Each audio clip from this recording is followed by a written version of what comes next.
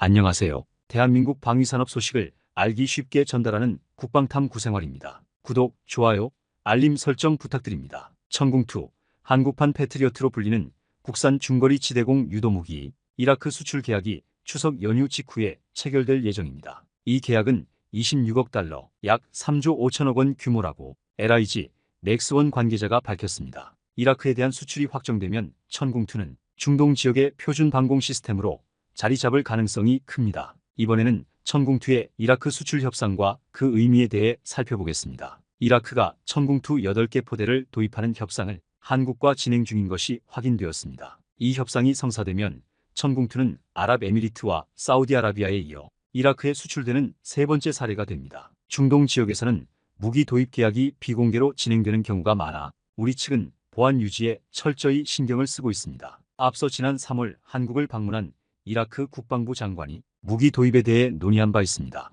이라크 측은 천궁2 3개 포대를 우선 공급할 수 있는지 문의했고 한국 측은 2개 포대를 먼저 제공할 수 있다고 답변한 것으로 전해졌습니다. 천궁2는 발사체는 LIG, 넥스원, 레이더는 한화시스템, 발사대와 차량은 한화에어로스페이스가 각각 개발해 양산하고 있습니다. 한국은 사우디아라비아에 천궁2 10개 포대를 수출하며 약 4조 2,500억 원 규모의 계약을 체결한 바 있습니다. 2022년 1월에는 아랍에미리트와 약 4조 6,500억 원 규모의 천궁2 계약을 최초로 맺었습니다. 여기에 이라크와 8개 포대 수출 협상이 진행되고 있어 최소 약 3조 5천억 원 규모로 예상됩니다. 이라크 수출이 확정되면 천궁2는 단일 품목으로 10조 원을 넘는 수출 기록을 달성하며 2년 만에 10조 원 판매에 성공하는 사례가 될 것입니다. 단일 무기 체계로 10조 원을 넘는 것은 K9 자주포가 유일하며 현재 9개국에서 도입해 운영 중입니다. 천궁2는 한국형 패트리어트로 불리며 미국이 개발한 지대공 미사일 시스템인 패트리어트와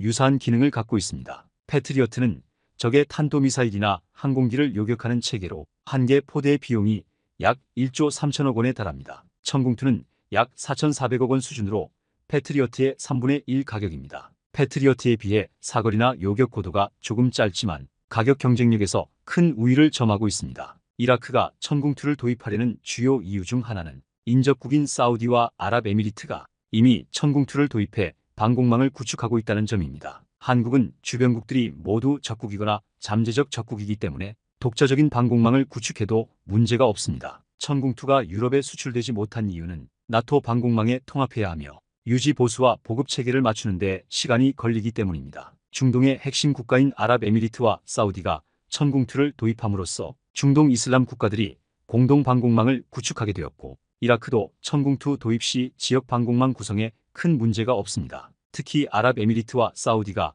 각각 10개 포대를 구매하여 중동 지역의 주요 방어 체계를 구축함으로써 동맹국 간 군수 지원도 원활해졌습니다. 이라크는 서방권의 안정적인 기술을 바탕으로 가성비 높은 방공망 도입이 가능해졌습니다. 현재 천궁2를 도입한 사우디는 중동의 변화하는 환경에 대응하기 위해 추가 도입을 검토 중이며 이집트도 구매할 가능성이 높아지고 있습니다. 천궁2는 중동 지역의 표준 중거리 방공 시스템으로 자리 잡을 가능성이 큽니다. 한편 북한의 미사일 기술력에 관한 우려가 제기되고 있습니다. 최근 북한이 발사한 미사일들이 공중에서 비틀거리며 폭발하고 추락하는 장면이 자주 포착되었습니다. 이에 북한의 미사일 실패가 러시아로부터의 기술 지원과 연관이 있을 수 있음이 밝혀지면서 진짜 실패 원인에 대한 의문이 증폭되고 있습니다. 또 다른 뉴스로 한국의 미사일 방어 기술이 전 세계 군사 전문가들로부터 주목을 받고 있습니다. 한국은 숨겨진 잠재력을 바탕으로 새로운 미사일 방어 패러다임을 제시하고 있으며 이는 국제 무대에서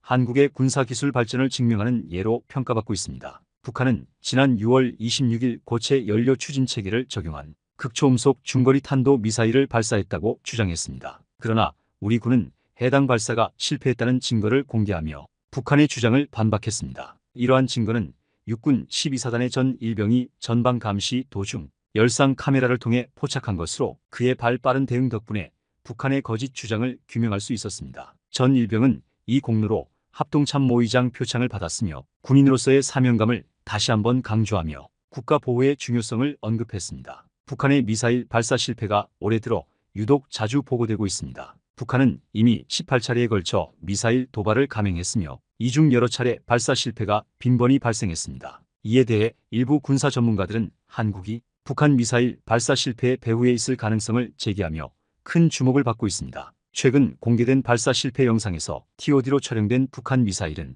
발사 초기부터 심하게 흔들리다가 공중에서 회전하며 불이 붙어 폭발하는 장면이 포착되었습니다. 발사 초기 단계에서 발생한 기술적 문제로 추정됩니다. 이러한 반복되는 실패는 한국이 발사의 왼편 전략을 사용하고 있을 가능성을 시사합니다. 발사의 왼편은 사이버 공격이나 전자기파를 통해 적의 미사일 시스템을 교란해 미사일을 무력화시키는 전략을 의미합니다. 이 전략은 미사일의 발사 준비 과정에서 미사일을 무력화시키기 때문에 이 용어가 사용됩니다. 반면 발사의 오른편은 이미 발사된 미사일을 요격하는 전략입니다. 미국의 경우 뉴욕타임스에 따르면 미국이 북한의 중거리 탄도미사일 시험 발사를 여러 차례 실패하게 만든 것으로 보도된 바 있습니다. 미국 국방부는 이에 대한 명확한 답변을 내놓지 않았습니다. 이와 유사하게 한국도 발사의 왼편의 개발에 착수했다고 2023년 국방부가 발표하면서 한국이 북한 미사일 발사를 방해하고 있었다는 것이 사실로 확인되었습니다. 한국은 또한 미국과 협력해 발사의 왼편 프로그램을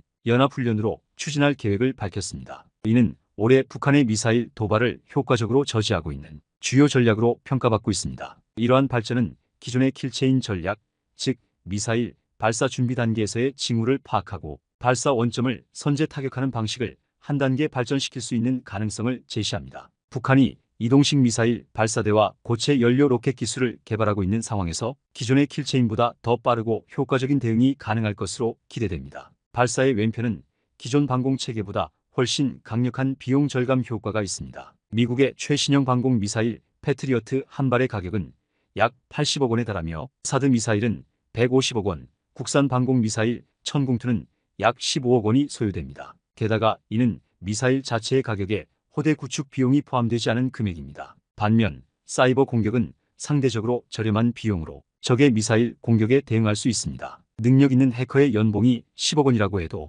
미사일 한 발보다 훨씬 저렴합니다. 이 때문에 국방 예산 부담이 컸던 미국에서도 적극적으로 발사의 왼편 개발에 나섰고 한국은 전면전 부담 없이 북한의 미사일을 무력화할 수 있는 수단을 확보하게 되었습니다. 한국형 발사의 왼편 체계가 자리 잡았다는 사실이 밝혀진 것은 아이러니하게도 얼마 전 발생한 휴민트 신상정보 유출 사건 때문이었습니다. 얼마 전 국군정보사령부의 군무원이 해외와 북한에서 활동 중인 휴민트들의 신상정보를 북한과 중국으로 유출한 사실이 밝혀졌습니다. 이로 인해 대북 첩보 요원들 중 일부는 연락이 두절되었고 해외에 파견된 정보작전 요원들도 긴급 귀국해야 했습니다. 한국 정보 요원들이 오랜 시간 심혈을 기울여 구축한 인적 정보망이 단 한 명의 배신으로 붕괴된 안보 대참사였습니다. 그런데 휴민트의 신상 정보가 유출되었다는 사실을 처음 확인한 곳은 정보사가 아닌 다른 정보기관이었습니다. 해당 정보기관의 해커가 북한 정보기관 내부망에 침투했다가 정보사 요원 신상 정보를 발견하면서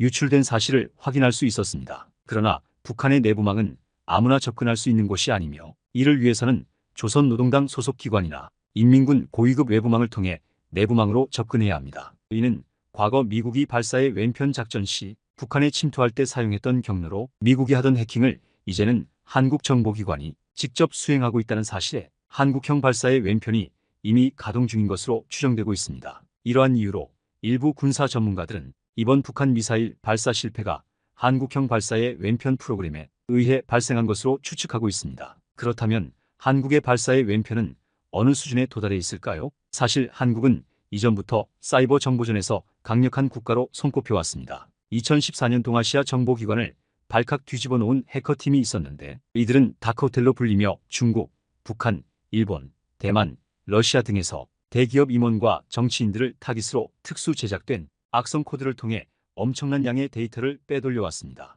보안 취약점을 귀신같이 파고드는 해킹 능력과 한번 물었던 타깃은 끝까지 공격해 정보를 빼내는 집요함으로 해외 보안 매체에서 다크호텔의 정보 수집 능력은 미국 국가안보국과 견줄만 하다고 평가할 정도였습니다. 하지만 세계 보안 언론들은 이 해커 집단의 배후로 한국을 지목했습니다. 이유는 공격에 사용된 프로그램 코드 내부에서 한글이 발견되었기 때문인데요. 이 때문에 북한이나 한국의 소행일 가능성이 제기되었으나 주로 동아시아에서 활동하며 북한까지 타깃으로 삼았다는 점에서 보안 매체들은 한국의 소행이라고 확신했습니다. 과거 콘이라는 악성 코드가 북한과 러시아를 공격했을 때 공격 방식이 유사해 이 역시 다크호텔의 소행으로 추정되었습니다. 이처럼 악명을 떨치던 다크호텔은 2010년대 후반 활동을 멈춘 듯 했으나 2020년대 들어 다시 활발히 움직이고 있습니다. 중국과 일본에 대한 사이버 공격이 심화되고 있는데 이 배후로 다크호텔이 지목되고 있습니다. 이처럼 국가가 배후에 있는 해커팀의 존재는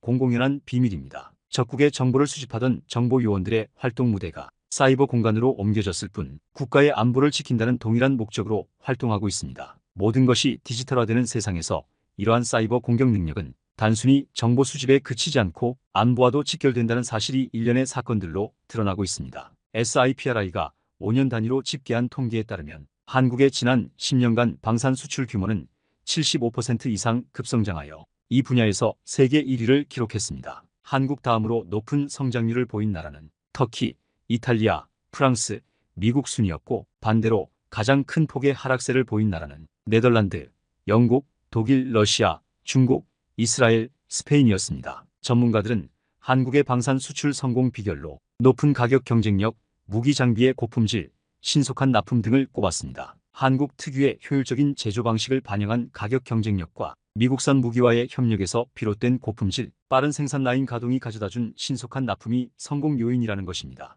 더 나아가 매력적인 신용 계약도 한국의 성공에 매우 중요한 요인으로 평가받고 있습니다. 대한민국 탄도미사일 사령부에서 사거리 5,000km 이상 탄두 중량 9톤급의 현무5 미사일 개발이 성공적으로 완료되어 실전 배치를 앞두고 있다는 소식이 전해졌습니다. 국방부는 늦어도 올해 말부터는 현무5에 본격적인 양산에 돌입할 계획이라고 발표했습니다. 하지만 일각에서는 한국이 이렇게 강력한 미사일을 충분한 수량으로 생산할 수 있을지 의문을 제기하고 있습니다. 아무리 성능이 뛰어나도 수량이 충분하지 않다면 전쟁 시 필요한 화력을 발휘하기 어렵다는 것이죠. 그러나 한국은 현재 연간 70여 발에 육박하는 수량을 생산할 수 있는 능력을 갖추고 있습니다. 사실 이미 한국이 보유한 미사일의 수량을 고려하면 충분히 많은 양이라고 볼 수 있습니다. 이 때문에 일각에서는 한국을 화력에 미친 나라라고 부르기도 합니다. 주변국들은 한국의 미사일 수량을 부담스러워하고 있으며 우리 군은 미사일 사령부, 탄도미사일 여단 예하 부대 등에 최대 200개 이상의 현무5 미사일을 배치할 예정이며 이는 흔히 핵무기와 비교될 정도로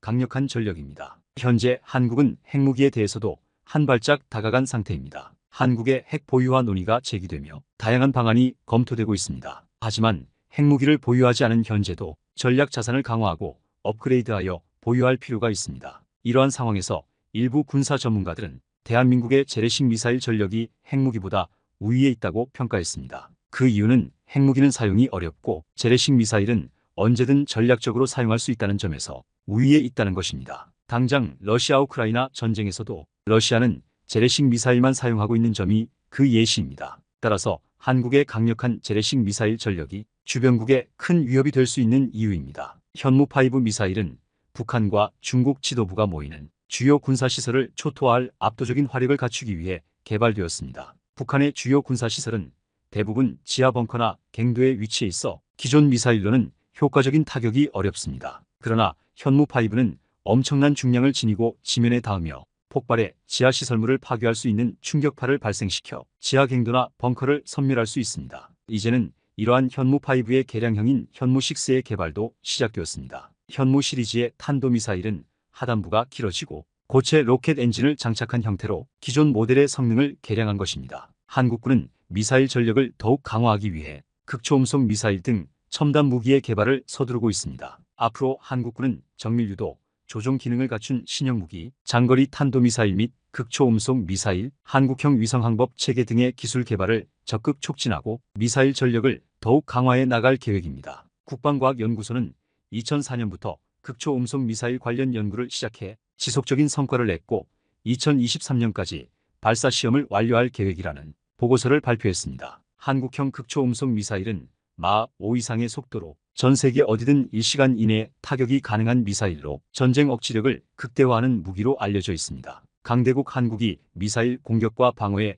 동시 대응할 수 있게 되며 군사력 강대국 대한민국의 자주 국방은 계속해서 발전할 것입니다. 최근 중동 지역에서의 확전 위기가 고조되면서 미국의 외교수장인 토니 블링컨 국무장관이 가자지구 휴전 협상 타결을 촉구하기 위해 지난 18일 이스라엘에 도착했습니다. 블링컨 장관은 이스라엘에서 네타냐후 총리와 요하브 갈란트 국방장관, 이치하크 헤르조그 대통령 등 이스라엘 지도자들을 만난 후 휴전 협상이 재개될 이집트 카이로로 이동할 예정입니다. 이번 휴전 협상은 특히 이란이 자국에서 발생한 하마스 정치 최고 지도자 이스마일 한의 암살 이후 배후로 이스라엘을 지목하며 보복을 공언한 상황에서 이루어지고 있기 때문에 휴전 협상의 타결이 중동 내 확전 위험을 낮출 수 있는 중요한 시점입니다. 이 방문에 동행한 미정부 고위 관계자는 휴전 및 인질 협상이 변곡점에 이른 중대한 시점이라고 밝혔습니다. 현재 이스라엘과 하마스는 서로에게 문제의 원인을 돌리고 있는 상황입니다. 중동 지역뿐만 아니라 유럽 정세 또한 심상치 않습니다. 우크라이나는 러시아 본토에 미사일을 발사할 수 있게 해달라고 미국, 영국, 독일에 재차 요구하며 전쟁의 긴장감을 고조시키고 있는데요. 이에 동유럽과 중동 일부 국가는 무기 구매에 집중하기 시작했습니다. 그 중에서도 특히 대한민국은 방위산업의 새로운 강자로 떠오르고 있습니다. 특히 대한민국의 포탄 전력은 놀라운 수준으로 미국을 제외한 세계 1위의 미사일 국가로 자리매김한 사실에 많은 국가들이 충격을 받았습니다. 실제로 우리 대한민국은 미국에 이어 두 번째로 많은 집속탄을 생산 및 보유하고 있습니다. 집속탄이란 미사일이나 폭탄 내부에 수십 개에서 수백 개에 달하는 소형 폭탄 자탄이 들어있어 이를 공중에서 넓은 범위에 흩뿌려 일반 폭탄과는 비교할 수 없을 정도로 광범위한 지역을 초토화시키는 무기입니다. 게다가 최근 중동에서 사우디가 한국 방산 분야에 손을 내민 이유도 바로 이 집속탄 때문이라고 해 놀라움을 주고 있습니다. 현재 한국에서 개발 중인 신형 집속탄은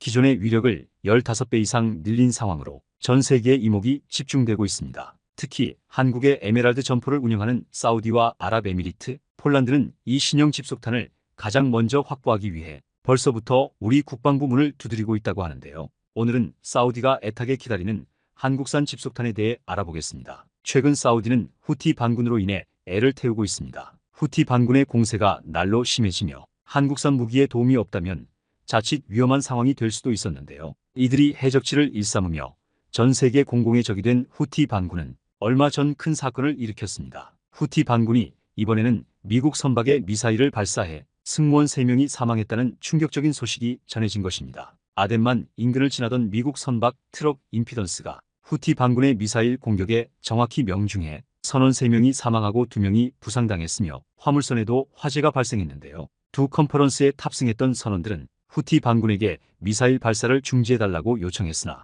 이를 무시하고 공격했다고 전해져 충격을 주고 있습니다. 후티 반군의 해적질이 시작된 이후 처음으로 미국 선박을 공격해 사망자까지 발생한 상황입니다. 선을 넘은 후티 반군의 만행으로 중동 정세가 점점 악화되고 있습니다. 이러한 상황에 가장 난감함을 느끼고 있는 곳은 사우디입니다. 빈 살만 집권 이후 사우디는 이란과의 관계를 정상화하고 중동 정세를 안정화시키며 경제 발전에만 집중할 계획이었지만 이스라엘과 하마스 전쟁으로 인해 모든 게 수포로 돌아갈 위기에 처했습니다. 미군을 필두로 한 연합한국군이 후티 반군을 폭격할수록 중동에서 후티 반군이 서방 세계에 맞서는 선봉장이라는 이미지가 강해지며 오히려 세력이 더욱 늘어가고 있고 덕분에 후티 반군과의 휴전 협정까지 깨지며 다시 전쟁의 위기에 직면했습니다. 원래 한국군은 KTSSM부터 천무에서 운용할 계획이었지만 천무를 수입한 아랍에미리트의 요청으로 천무도 사격이 가능하도록 개량이 진행되었고 폴란드와 사우디의 KTSSM에서 운용이 가능한 개량형 천무로 발전한 것이 확인되었는데요. 그리고 얼마 전 기존 KTSSM1에서 사거리와 위력을 크게 늘린 개량형 모델 KTSSM2의 완성이 코앞으로 다가왔다는 소식이 전해지며 기존 천무 도입국들은 서로 도입하기 위해 줄을 서고 있는 상황입니다. KTSSM은 약 180km 사거리를 가지고 있으며 지하 벙커까지 관통이 가능한 침투형 유도탄두를 탑재하고 있어 북한의 장사정 폭행도 진지와 벙커를 파괴하는 데 최적화된 미사일입니다. 심지어 지난달 국방과학연구소에서 진행한 설명회에서 KTSSM2의 시제품 개발 착수가 발표되며 개량형 개발이 완성 단계에 도달했다는 사실이 드러났습니다. 사거리를 기존의 180에서 300km까지 늘린 KTSSM2는 북한의 거의 전 지역을 사정권에 두는 것이 가능하며 기존의 압력탄두는 물론 고폭탄두와 자탄탄두까지 탑재할 수 있어 완전히 다른 미사일이라고 해도 과언이 아닙니다. 기존 천무의 집속탄 로켓의 경우 650개의 자탄을 탑재하고 있어 단 한 발의 살상 반경이 무려 축구장 4개 크기 면적과 맞먹습니다. 그리고 직경이 600mm로 늘어난 만큼 탄두 중량이 크게 늘어난 KTSSM2의 경우 최소 살상 반경이 여의도 면적과 맞먹을 것으로 추정되고 있습니다. 기존의 KTSSM 미사일은 등장 당시 충격적일 정도로 높은 명중률을 보여주며 세계 군사 관계자들을 놀라게 했습니다. 한 국가의 해외 평가단 앞에서 이루어진 첫 시험 사격에서 지상 고정 표적의 카메라와 눈을 정확히 맞추는 명중률을 보여주며 해외 군사 관계자들에게 믿을 수 없다는 찬사를 받았습니다. 특히 기존에도 뛰어난 명중률을 자랑했던 KTS-SM이었으나 개량형인 KTS-SM에는 차세대 GPS가 탑재되어 더욱 정밀한 유도 능력을 갖추게 되었습니다. 그리고 KTS-SM의 가장 큰 장점은 위력도 명중률도 사거리도 아닌 바로 가격적인 측면에 있다고 할 수 있습니다. 비교적 저렴하다는 토마호크 미사일도 한 발에 150만 달러, 약 20억 원을 호가하는 반면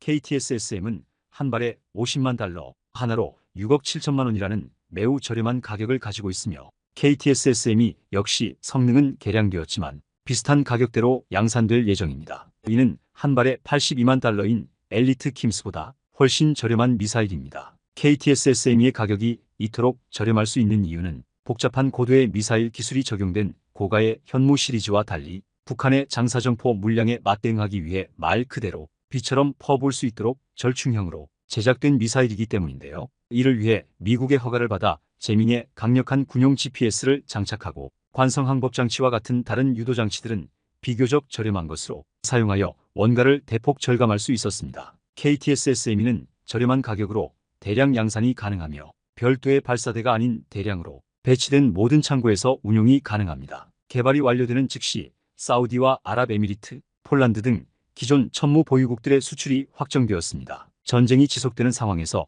천무를 비롯한 한국 방산 무기의 수요가 급증하고 있습니다. 특히 후티 반군의 기세에 맞닥뜨린 사우디는 더욱 절실해지고 있습니다. 최근 사우디는 중동의 분쟁을 억제하기 위해 미국에 의존하지 않고 스스로 힘을 길러야 한다는 것을 깨닫고 군사력 증강 및 자국 방위 산업 육성을 위해 대한민국에 손을 내밀었습니다. 이는 폴란드가 대량의 한국산 무기를 사들이는 모습에서 큰 영향을 받은 것으로 보입니다. 지난해 11월 사우디군은 한국에서 도입한 천무 연장 로켓으로 후티 반군을 맹폭격하며 항공 무기의 위력을 똑똑히 보여줬는데요. 후티 반군에게 기습당하며 다수의 사상자가 발생한 사우디군은 보복을 위해 사우디 국경에서 약 80km 떨어진 곳에 있는 후티 반군의 본거지를 폭격했습니다. 이때 880km의 사거리를 가지고 정밀 타격이 가능한 천무 연장 로켓이 투입되어 첫 실전을 전 세계에 선보였는데요. 국지적 도발을 하던 후티 반군은 이 미친 폭격 이후 매우 당황하며 정면으로는